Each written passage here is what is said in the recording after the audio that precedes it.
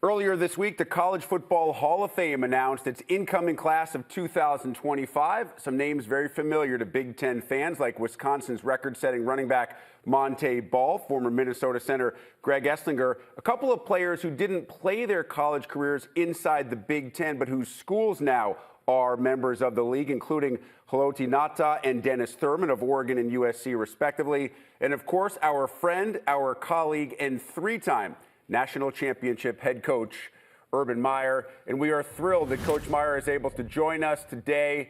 Urban, first and foremost, congratulations. We appreciate the time. I'd love to know what your reaction, your emotion was when you found out the news.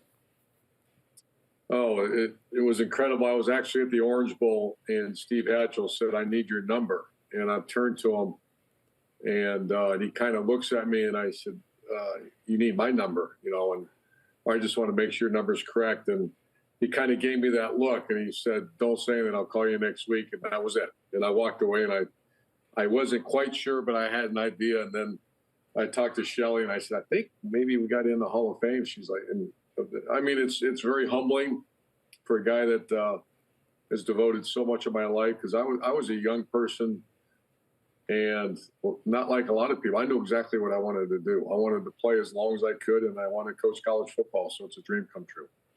A dream come true that includes, as I mentioned, 3 national championships at 2 different schools. You're one of only 4 men in history to have won national titles at multiple schools at major college institutions. And I'm sure they all stand alone for different reasons. So when you think back on the national titles, how do they stand by themselves, and what are your various emotions when you think back to each of the 3? You're very correct there that they all stand alone. 06 was really a team that, was just in a fight constantly. A little bit like this Notre Dame team that's going to play. We weren't picked to finish real high and just played great defense. And then we had Tebow and Chris Leak, and we won it. And that was special. It was the first one. The second one was probably the best team I've ever had. I mean, that was the 08 national championship team that was beat Oklahoma, Tebow against Sam Bradford. And then the Ohio State was so talented but improbable with third-string quarterback. And I'm from the great state of Ohio. So each one lives in its own memory, but they were all great memories. Urban, you coached against at least 2 other notable names in this Hall of Fame class. I mentioned Monte Ball, and it's funny, his last year at Wisconsin was your first year in Columbus. You beat the Badgers in overtime that year on your way to an unbeaten season, but Monte went for 191 and ran 39 times in that game against your defense. What do you remember about him as a player? I loved him as a player. He a great combination of size and speed. And with Wisconsin, I'll tell you, it was amazing the run that they had of those running backs. And I got to coach against a bunch of great ones. But Monte Ball was my first experience in Madison, Wisconsin as a coach, and it was a freaking street fight. And I remember he did dive across the end zone, and we knocked the ball out on the one play. But great respect for him, and certainly he did a number on us that day. And, of course, Urban, on the way to that national title that you won with Ohio State, you beat a Nick Saban-coached Alabama team in the semifinals at the Sugar Bowl in a game that many of us still consider to be one of the best playoff games that's ever been played during the era in a decade plus. And you go in alongside Nick. How fitting is that for you guys that of this generation, I think when people think of the great coaches in college football, the 2 of you are constantly being linked?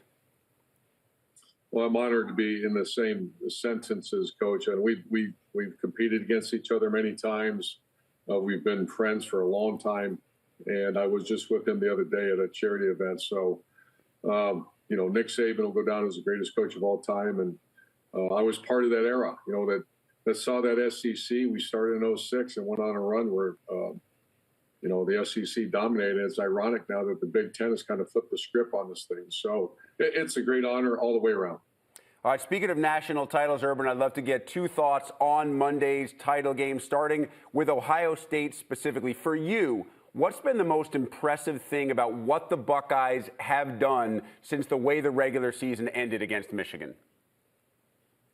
Yeah, I was a little concerned, like the whole country, and certainly Buckeye Nation was. I was at that Wolverine game, and it's one of the great turnarounds I've ever seen. you still had a great season, but just not a good way to end. And that tells you about the power of the playoff too. I mean, in the old days, you'd be done. I remember we lost to Michigan State one year, and it's over. And I thought we had the best team in the country. Ohio State is the best team in the country. They have been all year, most talented team maybe in the last decade or longer. And so the leadership in that locker room must be phenomenal. I keep hearing about it. It's a little bit like the Wolverine team of last year, where you have so many veteran players that were on a mission.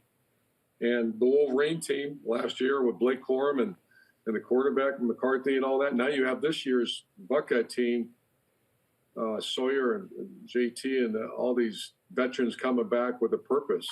And that purpose is now 60 minutes away on Monday. All right, finally, Urban, let's finish with that 60 minutes. I know it never comes down to one thing, but what ultimately do you think makes the difference on Monday night between victory and defeat for Ohio State? Yeah, I've been looking at this. Obviously, I'm a fan of both schools. I coached at Notre Dame. I'm Irish Catholic, and that was, one of my dream places to live and work. And I was there as an assistant. And obviously, I'm from Ohio, and being the Buckeye coach is a dream come true. So I just think I've gone through this Ohio State roster all year, and I went back and watched these last 3 games. Every skilled player, I really believe that every skilled player at Ohio State will start in the National Football League. And most of the backups will too. I didn't say play and get drafted. They're going to start in the National Football League. And then you got another team that is playing great defense, but they're banged up. They're the great tailback only had 16, 17 carries in the last 2 games, and their defense is phenomenal, led by Al Golden, the defense coordinator. They're really, really good. I just think Notre Dame has got a unique locker room, a refuse to lose mentality that's going to keep this thing really tight at halftime. And then the second half, those skilled athletes on both sides is going to take over the game in the second half. And I think the Buckeyes will win the game. Should be an amazing night Monday in Atlanta. An amazing week for Urban Meyer, now officially a College Football Hall of Famer. Coach, really appreciate the time. Congrats again, and enjoy the game on Monday night. Thank you. Appreciate it.